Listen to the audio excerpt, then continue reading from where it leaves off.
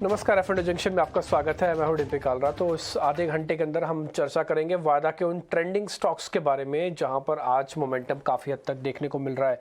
हम इसी समय कार्यक्रम लेके आते हैं जिस जो वादा का एफ&ओ का भी आप देख पा रहे हैं। इसमें कुछ ऐसे शेयर्स बताते हैं जो बाद में चर्चा का विषय बन जाते हैं, लेकिन डेरिवेटिव डाटा, टेक्निकल एनालिसिस और कुछ हद तक मार्केट के स्ट्रक्चर को देखने के बाद वो काफ़ी हद तक समझ में आता है कि हाँ, ये शेयर चल भी सकता है।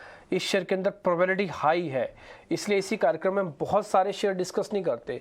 कुछ शेयर अपनी तरफ से रखते हैं जिसको हम ताज़ा खरीदारी या शॉर्ट कवरिंग कहते हैं। एक सेगमेंट वो होता है। दूसरा सेगमेंट होता है बिकवाली का, जिसमें हम फ्रेश शॉर्ट्स और अनवाइंडिंग के शेयर्स रखते हैं। ये दो ही सेगमेंट होते हैं हमारी तरफ से। फिर उसके बाद मेहमान को पूछते हैं कि आपका ट्रेडिंग कॉल्स क्या है। कल एक चीज़ पे कुणाल बोथरा और हमारा मैच हो गया था, वो था टाटा मोटर्स। आज टाटा मोटर्स 500 के ऊपर है और हमने कल भी आपको इसकी इंपॉर्टेंस बताई थी, इसके प्राइस की। 482 का स्टॉप लॉस था, मेरे को अच्छे से याद है। 510 का टारगेट था और हमने आपके सामने बात रखी भी थी कि पहली बार ऐसा हो रहा है कि टाटा मोटर्स अटेम्प्ट कर रहा है, बिल्कुल दहलीज पे खड़ा है, दरवाजे पे खड़ा है कि ये चल सके। पूरा रिपोर्ट कार्ड कुणाल बोथरा का पहले आपको दिखाते हैं। ये आप अपनी स्क्रीन पर देख पा रहे हैं। 495 का कल का भाव था जिस समय हमने इसके बारे में डिस्कस किया था और ये बात आपके सामने 482 के स्टॉप लॉस के साथ हमने रखी थी। और अब आप इसका टारगेट देख पा रहे हैं, 3% तक का आपको मिल गया होगा। 510 का टारगेट था, ऑलमोस्ट वो भी अचीव हुआ होगा। श्रीराम फाइनेंस, कल फाइनेंस वाली कंपनीज के अंदर भी मोमेंटम था, करीब 2% का गेन आपको वहाँ से भी आया होगा। 1348 के भाव पे रिकमेंडेड था। इंडिया सीमेंट भी कल हमने डिस्कस किया था कुणाल से, तो 194 पे वो कल का भाव था। आज करीब 1.5% का गेन आपको मिला होगा।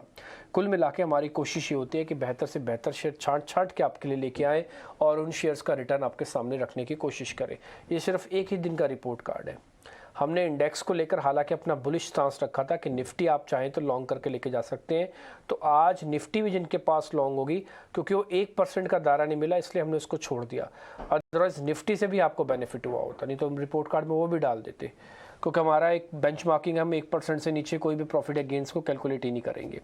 खैर, एनी हाउ, ये रिपोर्ट कार्ड हमने आपके सामने रख दिया। अब हम चर्चा करेंगे आज के मामले से। नीलेश जैन हमारे साथ जुड़ चुके हैं, उनसे भी समझेंगे कि निफ्टी, बैंक निफ्टी पे क्या करना है। उससे पहले क्यों ना एक काम करें, सृष्टि हमारे साथ जुड़ रही है टाटा मोटर्स पे, क्योंकि 500 का लेवल भी पार हुआ है। इन सभी चीज़ों पर उनसे हम एक बार बात करके आपके सामने पूरा फैक्चुअल डाटा भी रखेंगे। लेकिन नीलेश से पहले बात करते हुए जरा इंडेक्स के बारे में आइडिया ले लेते हैं। नीलेश, पहले तो बहुत बहुत शुक्रिया, थैंक यू वेरी मच आज समय देने के लिए।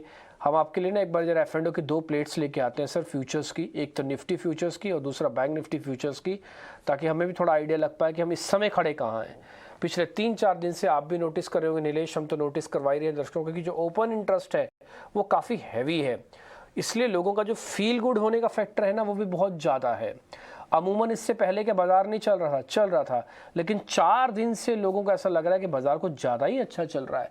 उसकी बड़ी वजह ओआई है, ओपन इंटरेस्ट है, यानी कि वो पावर है जो आपको प्राइस के पीछे फोर्स दे देती है। ये निफ्टी फ्यूचर्स अभी आप देख पा रहे हैं 42 पॉइंट की तेज़ी के साथ अभी चल रहा है प्रीमियम के साथ।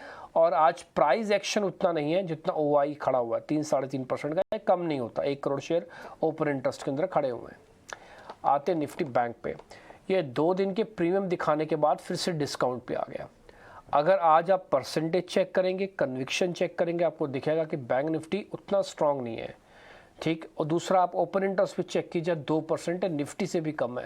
नहीं तो अमूमन ये 12 शेयरों का इंडेक्स होता है, निफ्टी से ज़्यादा ओआई के साथ चलता है, लेकिन ये इस समय थोड़ा कम है। इसका मतलब पहला ठहर रहा है बैंक निफ्टी।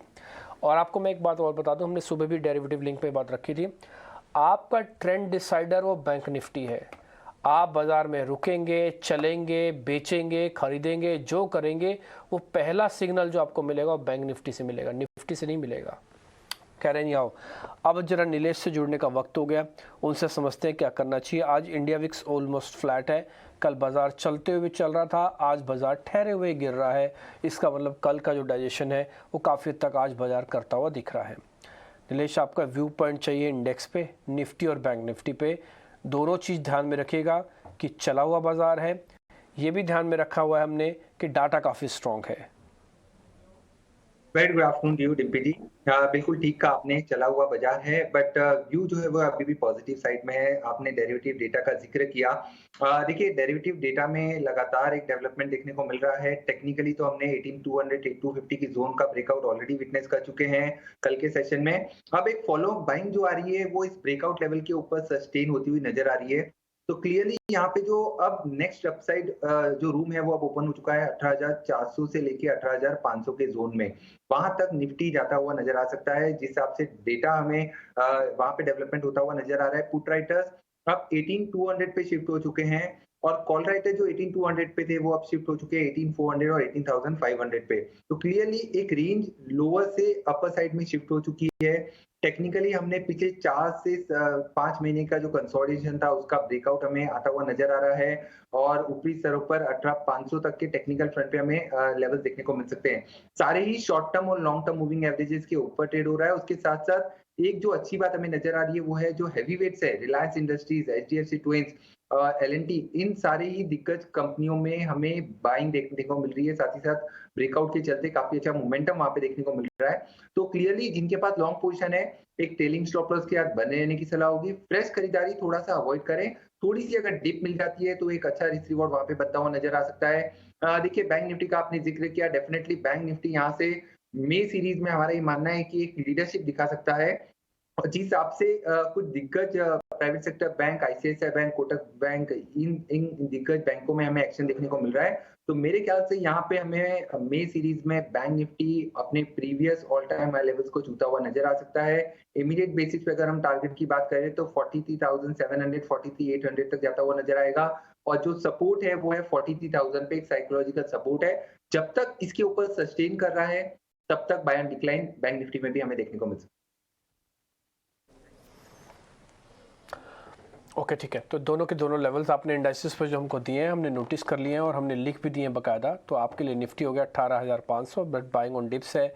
अभी चल रहे हैं 333 पे, स्टॉप लॉस है 250 का। ये नया स्टॉप लॉस है, ये ताज़ा स्टॉप लॉस है, ये फ्रेश स्टॉप लॉस है जो भी आपको मिल रहा है। इससे पहले ये स्टॉप लॉसेस नहीं मिलते थे आपको 18,000 मिलता था, 18,100 मिलता था। क्योंकि मार्केट ऊपर गया है तो इसलिए टारगेट्स वहीं के वहीं दिख रहे हैं अभी भी 18,400-500 वाली रेंज के अंदर। लेकिन हाँ स्टॉप लॉस ट्रेल होके ऊपर आ रहा है और रेंज काफ़ी छोटी हो गई है। 200-250 पॉइंट की रेंज है, अमूमन पहले भी इतनी रहती थी। 43,700 आपका नया टारगेट है, 200 पॉइंट ऊपर। और थोड़ा डिप आपको मिले बैंक निफ्टी पे तभी बाय कीजिएगा, इसलिए स्टॉप लॉस आपका नीचे है। नहीं तो आप ये कहेंगे रिस्क रिवॉर्ड तो जस्टिफाइड नहीं है। 200 पॉइंट कमाने के लिए 500 पॉइंट गंवाने के लिए ऐसा नहीं है। ये आपको डिप पे लेना है। कहाँ पे? 43,200 के आसपास ले लेंगे, 300 के आसपास ले लेंगे, ज़्यादा अच्छा है। फिर आपका रिस्क रिवॉर्ड ज़्यादा ठीक बनेगा। तो ये निफ्टी बैंक और निफ्टी का एक टारगेट स्टॉप लॉस आपकी स्क्रीन पर आ गया है। अब आगे बढ़ते हैं। जिस शेयर के बारे में मैं चर्चा कर रहा था वो था टाटा मोटर्स। कल हमारा टारगेट भी हिट हुआ, आज उसके बारे में चर्चा भी काफ़ी हो रही है। लेकिन सृष्टि ने कुछ और कंपाइल किया है कि ये कैसे कैसे चला, इसके पीछे के रीजंस क्या हैं चलने के। आज साल का इसने नया हाई लगाया, हालांकि कल भी साल के नए हाई पे था, लेकिन आज कुछ इंपॉर्टेंट डाटा के बेसिस पर, क्योंकि 500 पार हुआ है इसलिए समझना ज़रूरी है। सृष्टि बताएं आप। हाँ, टाटा मोटर्स ने अपने निवेशकों को 1 साल से भी ज़्यादा का इंतज़ार करवाया है 500 के लक्ष्य के ऊपर आने के लिए। फरवरी 2022 के बाद आप देख रहे होंगे कि टाटा मोटर्स का शेयर तेज़ दौड़ लगाता हुआ आज 500 के भी पार निकला है। और अगर मार्च के लोज से देखें तो ये स्टॉक में करीब 28% की तेज़ी आई है। क्या है इसके पीछे की वजह और क्या कुछ चल रहा है कंपनी के साथ, वो समझते हैं। सबसे पहले जो सबसे निकटतम ट्रिगर है कंपनी का वो है 12 मई की बोर्ड बैठक, जहाँ पे कंपनी अपने नतीजे तो घोषित करेगी ही, साथ ही साथ एक डिविडेंड का भी ऐलान करने पे कंपनी के बोर्ड विचार करेगा। और 6 साल के बाद टाटा मोटर्स की कंपनी जो है एक डिविडेंड ऐलान करते हुए नजर आएगी। और हालांकि एनालिस्ट की उम्मीद है कि जिस तरीके का मूड माहौल है, बहुत ज्यादा डिविडेंड की उम्मीद तो नहीं है, पर जी हाँ दरवाजे खुलते हुए नजर आ रहे हैं वित्तीय वर्ष 2025 के लिए, जहां पे आउटलुक और भी मजबूत आते हुए हम देख सकते हैं वित्तीय वर्ष 2024 और 25। अब समझते हैं कि फंडामेंटली क्या कुछ बदला है पिछले क्वार्टर में और साथ ही पिछले साल में। अगर हम देखें तो जेएलआर, जो कि अब तक का टाटा मोटर्स का पेन पॉइंट था, उसके फाइनेंशियल्स इंप्रूव होते हुए नजर आए हैं। चौथी तिमाही का बिजनेस अपडेट काफी मजबूत था। वहां पे कंपनी ने यह भी बोला कि अब जो अपनी कैश फ्लो की सिचुएशन देखेंगे, यहाँ वित्तीय क्वार्टर 4 में वो $800 मिलियन रहेगी जो कि Q3 के मुकाबले काफ़ी ज़्यादा रहेगी और साथ ही FY23 पूरे साल में भी ये अपना फ्री कैश फ्लो करीब 500 मिलियन पे ख़त्म करते हुए नजर आएंगे, जो कि एक बड़ा पॉजिटिव है क्योंकि कहीं ना कहीं पिछले कई साल से ये हम नेगेटिव में फिगर देख रहे थे। इसके अलावा भारतीय बाजारों की बात करें तो वहाँ पे हम जानते ही हैं कि ईवी में इनका दबदबा है, कमर्शियल व्हीकल, पैसेंजर व्हीकल वो भी काफ़ी स्ट्रांगली परफॉर्म कर रहे हैं और आगे की गाइडेंस में भी कंपनी का भरोसा कायम है, जहाँ पे FY25 तक ये नेट कैश पॉजिटिव होने की योजना रख रहे हैं।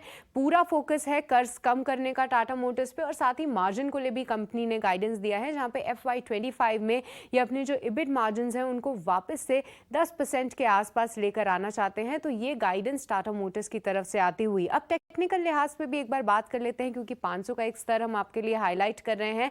तो वायदा बाजार में एक लॉन्ग बिल्डअप होते हुए देख रहे हैं, साथ ही साथ जितने भी की मूविंग एवरेजेस हैं उसके ऊपर टाटा मोटर्स ट्रेड कर रहा है। तो चौतरफा तेजी और कई सारे पॉजिटिव ट्रिगर्स टाटा मोटर्स के लिए और इसलिए आप ये रैली देख रहे हैं। ओके ठीक है सृष्टि, बहुत शुक्रिया, थैंक यू वेरी मच सारी जानकारी हमको कंपाइल करने के लिए। हालांकि टाटा मोटर्स अच्छा चल रहा है, 425 के बाद से फिर ये चला तो 485 पे आके रुका, वहाँ पे इसने समय निकाला और अब नई 500 की टेरिटरी में है। इसका जश्न इसलिए है क्योंकि एक साल के बाद ये पहली बार 500 के ऊपर फिर आके ट्रेड कर रहा है, इसलिए सारे फैक्चुअल इन्फॉर्मेशन हमने कंपाइल करके आपके लिए सामने रख दी। अब हम थोड़ा और आगे बढ़ते हैं और ताज़ा खरीदारी वाले शेयर्स आपकी स्क्रीन पर आएंगे।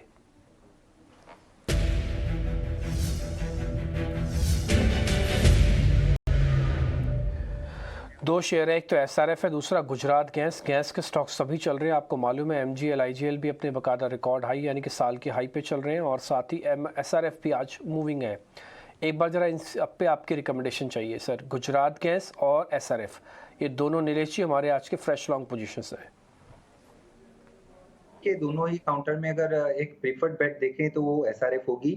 इस पे इनफैक्ट मैं खरीदारी की सलाह देना चाह रहा था, बट थोड़ा स्पर्ट इसमें हम ऑलरेडी विटनेस कर चुके हैं, साथ ही साथ इसके नंबर्स भी आने वाले हैं। तो उसके पहले इस प्रकार का एक्शन कहीं ना कहीं रिस्क रिवॉर्ड थोड़ा सा अनफेवरेबल हो गया है। यहाँ पे जिनके पास लॉन्ग पोजीशन है 2600 के आसपास का ट्रेलिंग स्टॉप लॉस रखें और लॉन्ग पोजीशन में बने रहें। यहाँ से 2680 2700 तक की जोन में ये काउंटर जाता हुआ नजर आ सकता है और एक बहुत ही बड़ा टेक्निकल फ्रंट पे राउंडिंग बॉटम यहाँ पे बनता हुआ नजर आ रहा है। पिछले एक साल से इसके अंदर बड़ा कंसोलिडेशन हमने देखा था, तो यहाँ पे टेक्निकल आउटलुक पॉजिटिव है, डेरिवेटिव फ्रंट पे भी स्ट्रक्चर पॉजिटिव है। अब गुजरात गैस की बात करें तो यहाँ पे देखिए कोई फ्रेश ट्रिगर तो नहीं नजर आ रहे हैं। 480 के ऊपर अगर ये काउंटर निकलता है तब वहां पे एक फ्रेश बाय बनता हुआ नजर आएगा, उसके बाद 490 से 500 तक ये काउंटर जाता हुआ नजर आ सकता है। करंट लेवल पे जिनके पास लॉन्ग पोजीशन है बने रह सकते हैं। एक छोटे टाइम फ्रेम पे रेक्टेंगल फॉर्मेशन यहाँ पे फॉर्म होता हुआ नजर आ रहा है। 460 का यहाँ पे स्टॉप लॉस रखना होगा और लॉन्ग पोजीशन में यहाँ पे भी बने रह सकते हैं। ओके ठीक है, तो ये दोनों के दोनों शेयर्स पे आपको लॉन्ग पोजीशंस के बारे में जानकारी मिल गई है। ये हमारे आज के फ्रेश लॉन्ग पोजीशंस हैं। आप एक काम करिएगा SRF के अंदर वॉल्यूम थोड़ा कम रखना आप, क्योंकि इसके नंबर्स हैं 500 460 एक स्टॉप लॉस टारगेट के तौर पे गुजरात गैस का मिला है। इसी तरह से हमने SRF के भी नंबर्स आपके रख दिए हैं। एक और चीज़ आपको ध्यान में रखनी होगी कि अगर इंडाइसिस रेंज में रहते हैं तब तो ये शेयर चल सकते हैं। अगर इंडाइसिस में क्रैक आए तो फिर अच्छे शेयर्स भी थोड़ी देर के लिए रुकेंगे, क्योंकि उनको मार्केट या तो पॉजिटिव चाहिए या तो रेंज की चाहिए। अगर क्रैक वाली मार्केट मिली तो फिर नहीं चलेंगे शेयर्स, रुक जाएंगे। 2680 का टारगेट, 2600 का स्टॉप लॉस है, ये आपके लिए टारगेट और स्टॉप लॉस के तौर पर SRF और गुजरात कैसा आ गया। नीलेश जी, शॉर्ट कवरिंग के दो शेयर वेदांता और बिरला सॉफ्ट। बिल्कुल, देखिए मेटल स्पेस में काफी अच्छा मोमेंटम आज हमें देखने को मिल रहा है। वेदांता इस पर्टिकुलर काउंटर में बहुत ही शानदार ब्रेकआउट हमें देखने को मिल रहा है। Technically as well as derivative front पे भी काफी शॉर्ट्स यहाँ पे कवर होते हुए नजर आ रहे हैं और गोइंग फॉरवर्ड मेरे ख्याल से यहाँ पे लॉन्ग बिल्डअप भी हमें देखने को मिल सकते हैं। तो यहाँ पे फ्रेश लॉन्ग भी इनिशिएट कर सकते हैं, एग्जिस्टिंग लॉन्ग में तो बने रहना चाहिए। टारगेट की अगर हम बात करें तो 295 से लेके 300 तक के टारगेट यहाँ पे देखने को मिल सकते हैं। 285 अभी ट्रेड हो रहा है एंड 278 के आसपास का स्टॉप लॉस रखना होगा। तो स्ट्रक्चर वेदांता का काफी पॉजिटिव है। साथ ही साथ बिरला सॉफ्ट, इनफैक्ट आज अगर आप देखें तो सारे ही mid cap small cap ITs में काफी अच्छा एक्शन हमें देखने को मिल रहा है और बिरला सॉफ्ट एक बेहतरीन ब्रेकआउट विद वॉल्यूम हमें यहाँ पे देखने को मिल रहा है। तो यहाँ पे भी गिरावट पे मैं कहूंगा खरीदारी करें। 8% का उछाल ऑलरेडी देख चुके हैं। फ्रेश खरीदारी थोड़ा सा अवॉइड करें, नीचे मिले तो खरीदारी करके चल सकते हैं। 325 तक का मूव एक्सटेंड होता हुआ नजर आ सकता है और एग्जिस्टिंग लॉन्ग पोजीशन है तो ट्रेलिंग स्टॉप लॉस रखें 303 का। ओके ठीक है। हालांकि शेयर थोड़ा चला हुआ है, 8% का आज मूवमेंट एक स्ट्रॉन्ग नोट पे आया और हालांकि उतना ओपन इंटरेस्ट घटा नहीं है जितना प्राइस एक्शन आ गया बिरला सॉफ्ट में। इससे बिरला सॉफ्ट का target stop loss strictly follow करना होगा और दूसरा इसमें वॉल्यूम आप कम रखिएगा। वेदांता वैसे भी स्टोरी एक दिन की नहीं होती है, इसके अंदर थोड़ा पोजिशनल प्ले मिलता है, ये ट्रिगर होने की बात होती है। आज थोड़ा ट्रिगर हो रहा होगा कुछ, इसलिए हमने अपनी शीट में डाल दिया 295 के टारगेट के लिए और 278 का स्टॉप लॉस। बट ये चलेगा धीरे धीरे, आप इससे उम्मीद ना कीजिएगा कि बहुत स्पीड से ऊपर आ जाएगा अनटिल अनलेस जब तक कोई बहुत बड़ी खबर नहीं आती। तो वेदांता और बिरला सॉफ्ट पे आपको कैसे ट्रेड करना है मोटा मोटी हम ये भी आपके सामने रख रहे हैं। इसी साथ में हमारी कड़ी कंप्लीट हो गई है। हमने आपको निफ्टी बैंक निफ्टी के टारगेट दिए जिस पे नीलेश जी बुलिश है, बट बैंक निफ्टी पे बाइंग और डिप्स की राय दे रहे हैं। हमने आपके सामने शेयर्स रखे 2 ताज़ा खरीदारी वाले, वो आपकी स्क्रीन पर आ जाएंगे। हमने 2 शॉर्ट कवरिंग के भी शेयर रखे, वो भी आपकी स्क्रीन पर आ जाएंगे। उनके स्टॉप लॉसेस, उनके टारगेट क्या है। तो नीलेश जैन के जो स्टॉक्स हमने अब तक डिस्कस किए तेज़ी वाले, वो सब के सब आपकी स्क्रीन पर आ रहे हैं। यहाँ से हम कर रहे हैं शुरुआत अपने मंदी वाले सेगमेंट की, यानी कि जिन शेयर्स के अंदर आज शॉर्ट्स हो रहा है, अनवाइंडिंग हो रही है, उन शेयर्स के अंदर कहीं मौका है ट्रेडिंग का, कहीं पैसे बन सकते हैं। अब जरा उसकी शुरुआत करते हैं ताज़ा बिकवाली वाले शेयर्स के साथ।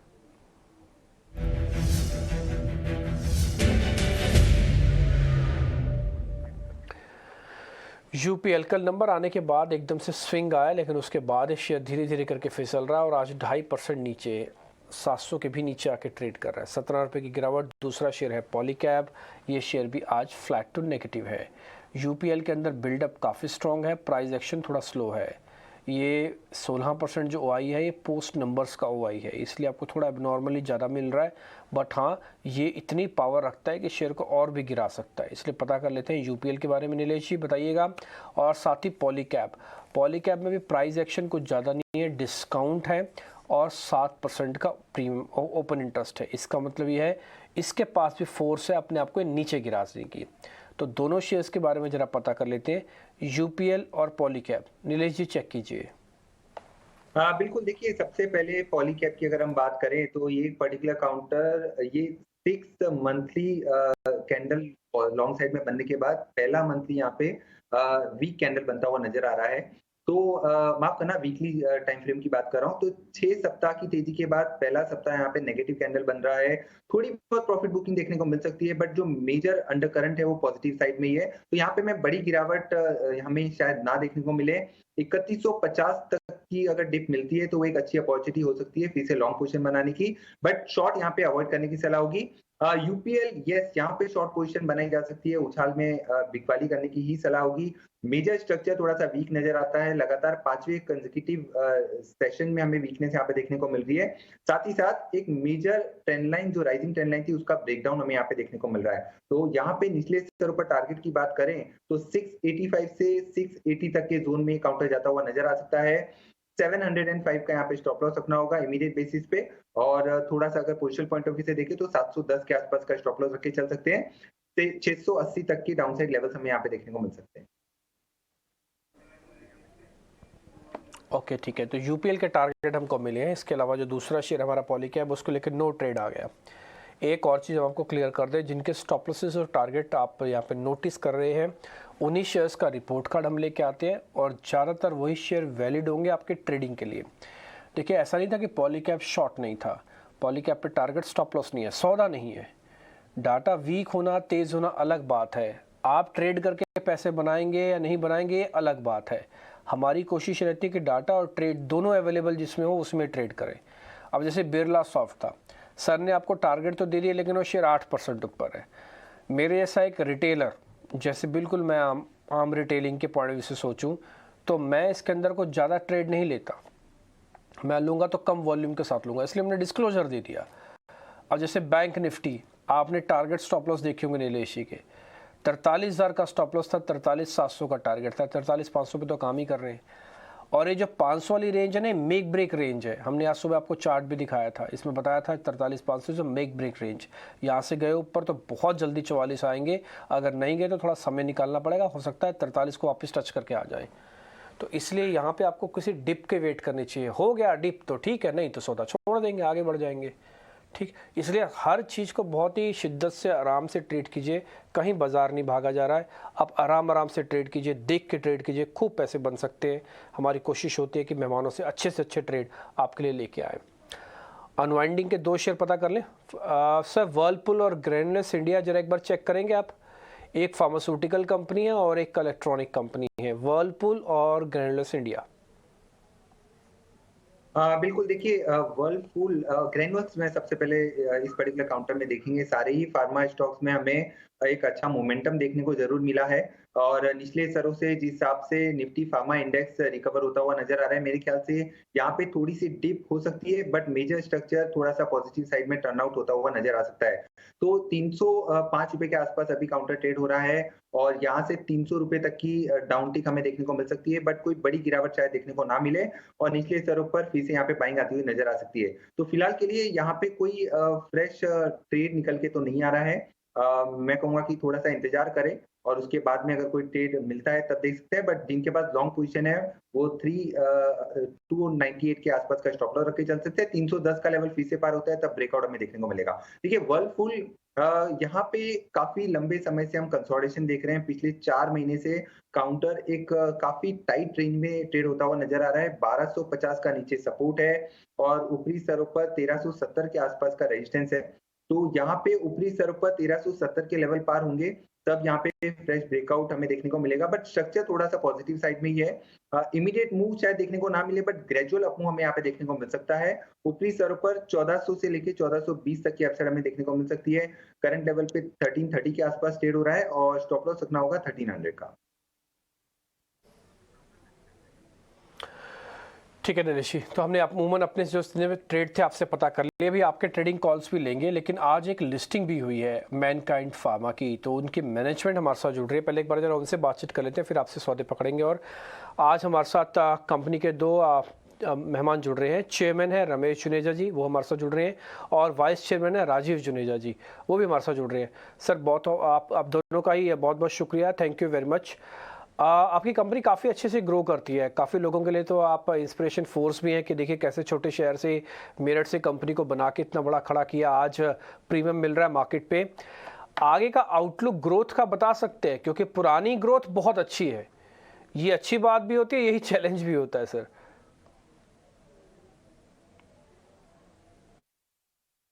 जैसे क्रॉनिक प्रोडक्ट्स हैं और sort of anti cancer drugs we are going to introduce in future ला रहे हैं, और इसी में जो क्रॉनिक सेगमेंट को फर्दर आर्गूमेंट करके स्ट्रेंथन करके इसके ऊपर जो आएगा उससे हमारा ग्रोथ आने की उम्मीद है।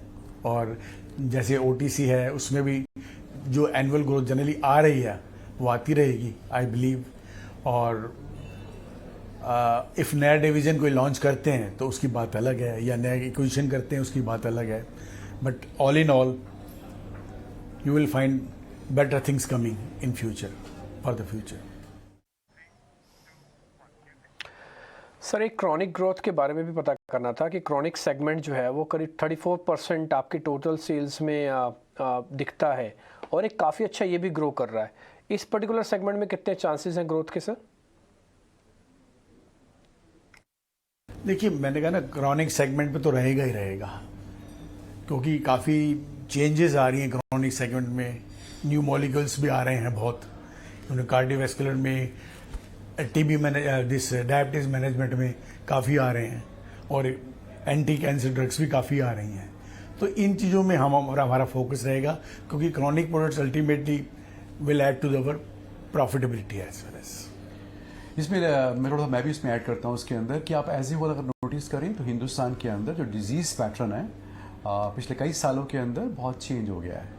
अगर किसी टाइम पर एपिडेमिक्स थे, डायरिया, मलेरिया, जो डे टू डे प्रॉब्लम्स हैं एक्यूट सेगमेंट, वो बहुत ज़्यादा था, बट आज की डेट में जैसा हमारा लाइफस्टाइल हो गया है और जैसे लोग प्रिकॉशंस लेते हैं, पानी कैसे पीते हैं, ध्यान कैसे रखते हैं, specially after Covid people have become very very health conscious.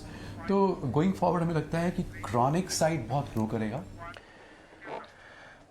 ठीक है मिस्टर जुनेजा, बहुत बहुत शुक्रिया, थैंक यू वेरी मच। अच्छा लगा आपसे आज बातचीत करके, उम्मीद करते जल्दी आपसे वापस मुलाकात होगी, और आपको फिर से अच्छी लिस्टिंग की, शानदार 20% प्रीमियम की लिस्टिंग की बहुत बहुत बधाई हमारी तरफ से।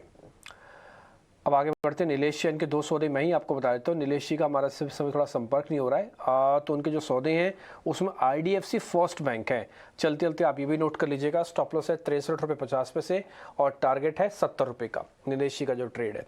और दूसरा उनका सौदा है SCL टेक को लेकर, आप वहाँ पे स्टॉप लॉस रखेंगे 1066 का और टारगेट है 1110 का। तो ये नीलेश जी के 2 सौदे हो गए, 5-6 ट्रेड हमारी तरफ से हो गए, तो कुल मिला के आपका 7 ट्रेड हो गए। करेंगे 7 आप नहीं, आप 2 या 3 चुन लीजिएगा और 2 या 3 से आपका काम बन जाएगा। आपको जहां आपकी कन्विक्शन ज़्यादा स्ट्रांग लग रही है वही आप शेयर अपना कीजिएगा। आप खुद से भी प्रेफरेंशियल ऑर्डर पे काम कर सकते हैं, जहां ज़्यादा कन्विक्शन वही सौदा पंच करना है। बहुत बहुत शुक्रिया कार्यक्रम को देखने के लिए। नीलेश जी आपका भी शुक्रिया, थैंक यू वेरी मच आज कार्यक्रम में जुड़ने के लिए। फिलहाल इस कार्यक्रम से इतना ही, नमस्कार।